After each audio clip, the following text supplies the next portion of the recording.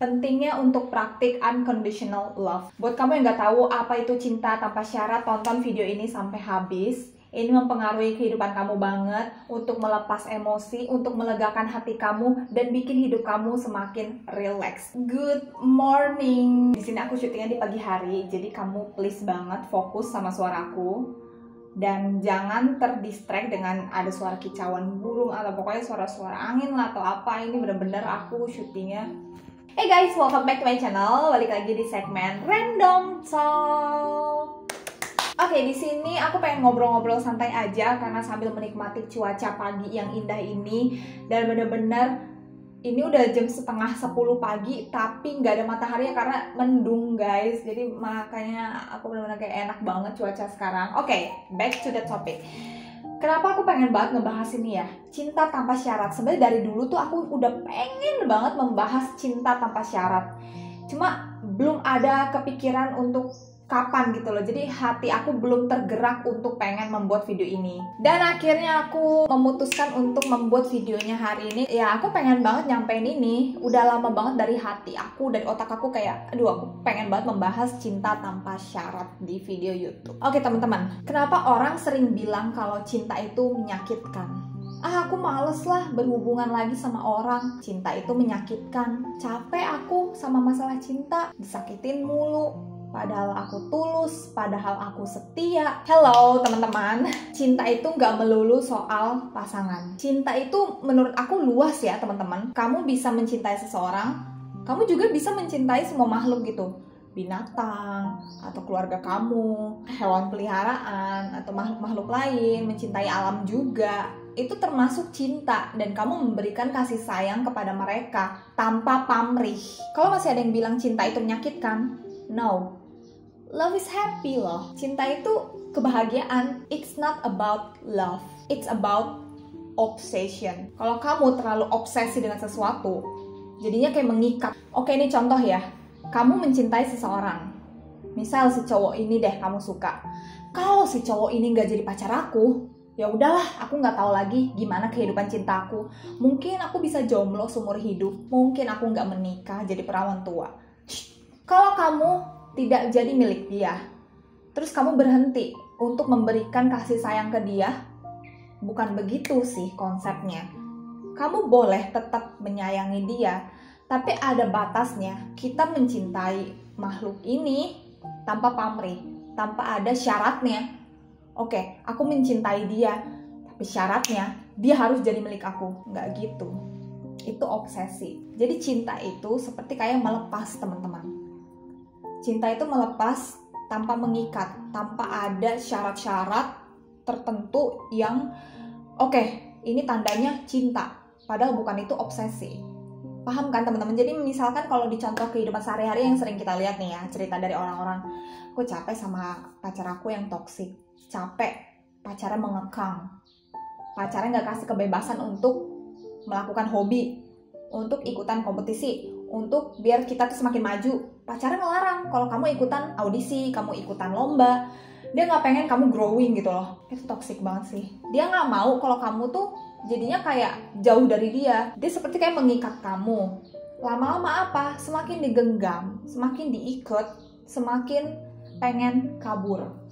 Ya kan? Ibarat kamu pengen menggenggam si pasir ini. Kamu genggam pasir ini nggak boleh kemana-mana. Ujungnya apa? Pasir itu lenyap, hilang dari genggaman tangan kamu. Kalau kasusnya gini deh teman-teman, apakah cinta harus memiliki?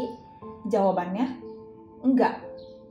Ini tergantung ya. Kalau misalkan berhubungan dengan seseorang, kamu mencintai seorang idola, kamu berharap kamu jadi milik dia. Kalau kamu nggak jadi milik dia, kamu nggak akan ngefans lagi sama dia, kamu nggak mencintai karya-karya dia lagi. Nggak gitu. Tidak semua orang itu ditakdirkan untuk kita ya. Jadi buat teman-teman yang misalkan lagi patah hati atau habis diputusin dan merasa cinta itu hilang, coba kamu mulai untuk menumbuhkan rasa unconditional love. Kamu tumbuhkan dan belajar untuk praktik cinta tanpa syarat sih. It's okay kalau memang orang ini udah nyakitin kamu, udah takdirnya kalian berpisah, jangan sampai ada dendam. Nah ini juga nih, ini nyangkut juga sama dendam, tapi nanti aku bahas dendam di bagian akhir ya guys. Dan masalah juga yang udah terjadi di dunia nyata ya. Kalau misalkan kamu K-popers nih melihat misalkan ada idol yang dating, mereka sampai dating diam-diam terus ketahuan sama dispatch. Ngerti kan nih anak-anak K-popers? Nah, beberapa setuju dan suka gitu sama hubungan mereka. Tapi ada beberapa orang yang sedih, marah, kecewa. Ya, kenapa sih dia pacaran sama ini? Terus kamu hujat si idol ceweknya atau idol cowoknya. Kamu bikin kayak kamu memberontak gitu loh di sosmednya, di kolom komentarnya, sampai mereka akhirnya nggak tahan dengan hate comment, akhirnya mereka putus. Apakah itu dinamakan dengan cinta? Kalau kamu mengaku diri kamu cinta sama idola kamu, aku mencintai idola aku. Tapi kalau kamu nggak membiarkan dia punya pacar, kamu nggak membiarkan dia itu untuk bahagia dengan pilihannya, itu berarti kamu sudah obsesi. Itu bukan cinta lagi.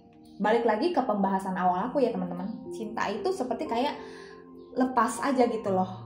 Mencintai, kayak aku mencintai followers aku mencintai subscriber aku. Ya udah gitu loh, aku cintai mereka karena mereka support aku. Aku nggak ada mengharapkan imbalan dari mereka. Dengan mereka support aku sudah bahagia. Aku sudah merasa bersyukur dapat cinta dari teman-teman online. Ya jujur lah, sebagai K-popers aku juga suka halu-halu kok gitu loh. Kayak aku ngefans banget sama An Hyun-sop. Ini buat teman-teman tahu kan, kayak An Hyun-sop itu bener-bener tipe aku banget, idaman aku. Misal kalau gambaran jodoh, karakternya sih aku lebih ke karakternya gitu loh An Hyun-sop. Kalau masalah fisik boleh kayak An Hyun-sop atau boleh kayak yang lebih oriental atau gimana gitu. Tapi aku demen banget karakter An Hyun-sop dan aku mencintai dia gitu loh. I am falling in love with him. Tapi apakah aku berpikir untuk memiliki dia? Sama sekali enggak.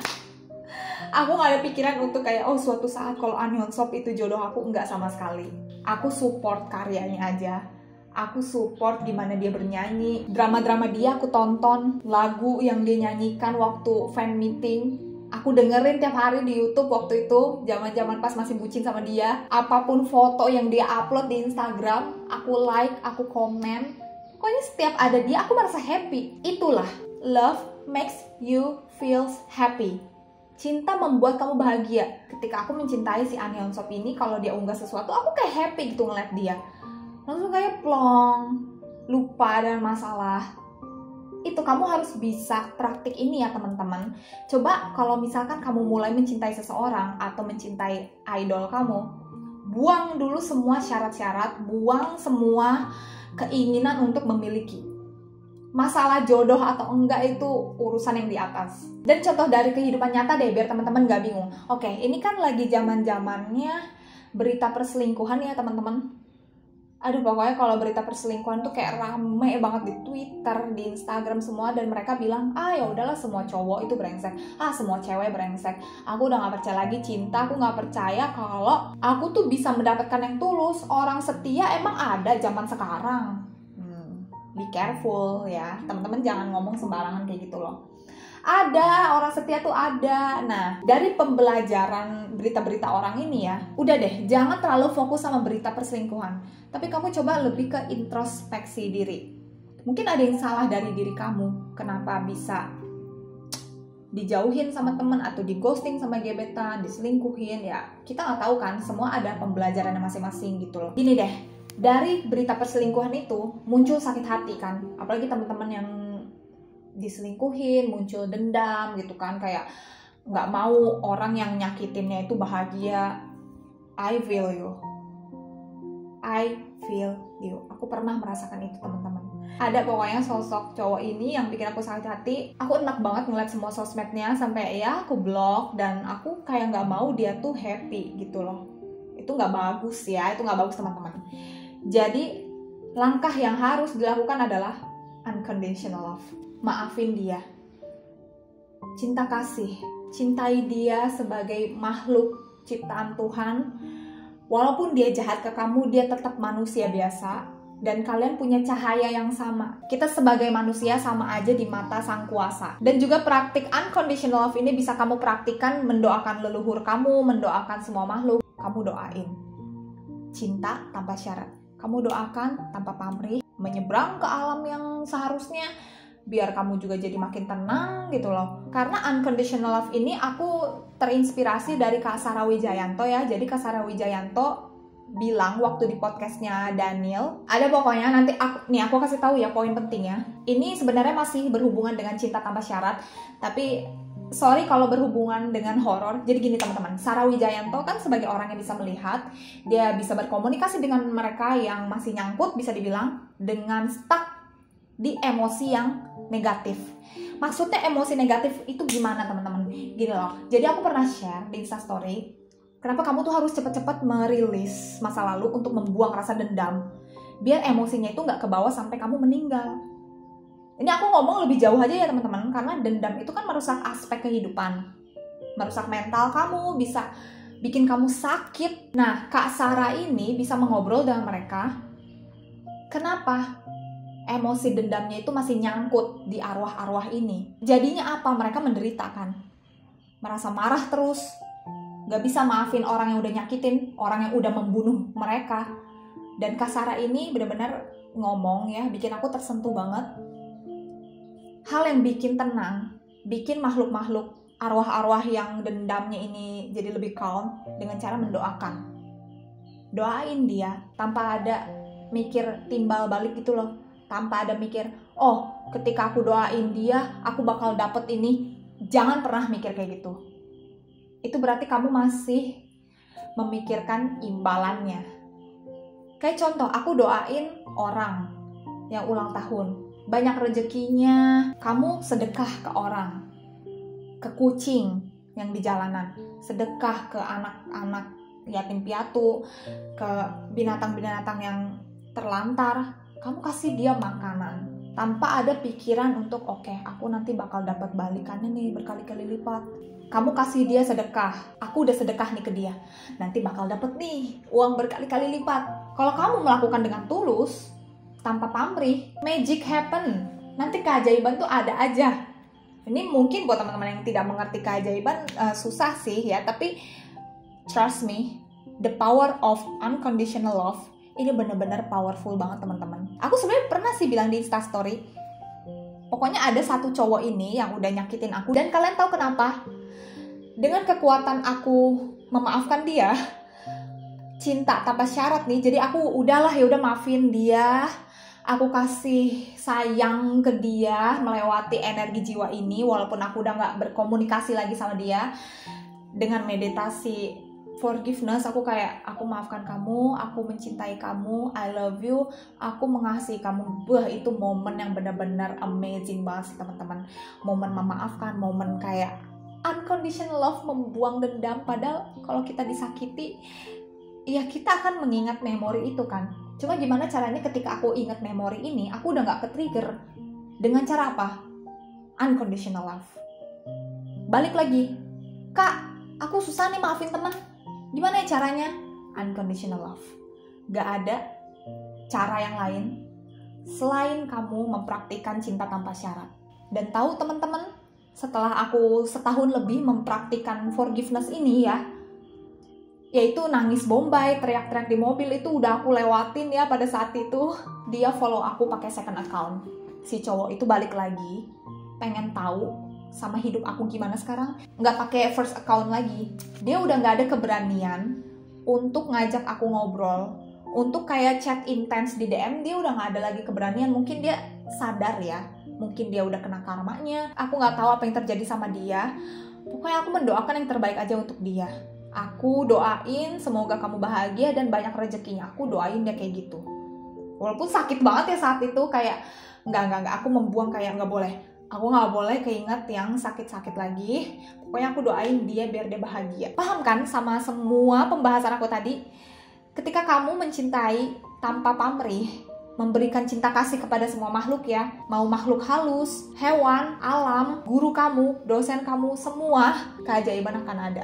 Kenapa aku bilang keajaiban itu pasti ada? Karena aku udah ngalamin. Aku nggak ada kepikiran sama sekali kalau suatu saat dia akan follow aku gitu loh di second account. Dan gini teman-teman, aku lupa satu hal.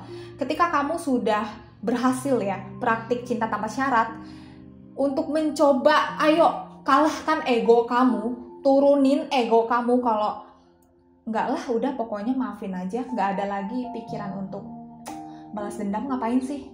Buang-buang energi kan. Pasti rezeki kamu tuh bakal melonjak Udah 2 kali nih aku ngalamin ya. Aku cerita ya teman-teman di sini.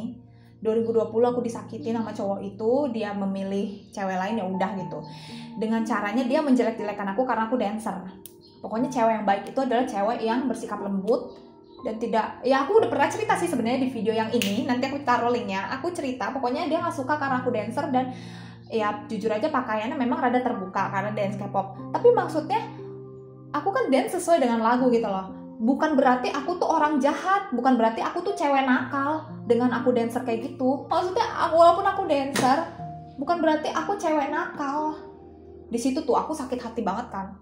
Bulan Mei dia ngomong kayak gitu, dan bulan Desember aku dapat keajaiban.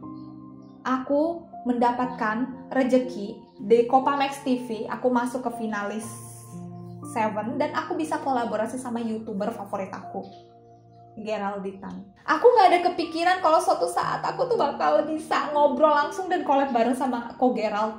Hujan badai di bulan Mei, akhirnya aku dapat pelangi di Desember.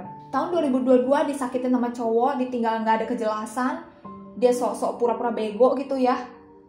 Udah aku tanya dan jawabannya singkat-singkat. Tanggal 14 aku inget banget, teman-teman. Memori itu gak akan pernah hilang, tapi gimana caranya aku tuh udah gak sakit lagi. Jadi tanggal 14 Agustus 2022 aku masih ingat banget, ini aku sampai cerita detail ke teman-teman loh, real ya, nggak bullshit. Dan tanggal 26-nya aku dapat undangan di televisi untuk jadi bintang tamu karena aku videonya waktu itu sempat viral waktu di TikTok. Tau lah, parodi drama Korea. Di situ aku mulai disorot sama televisi. Aku disuruh dance, disuruh acting, disuruh ngomong bahasa Korea pada saat itu.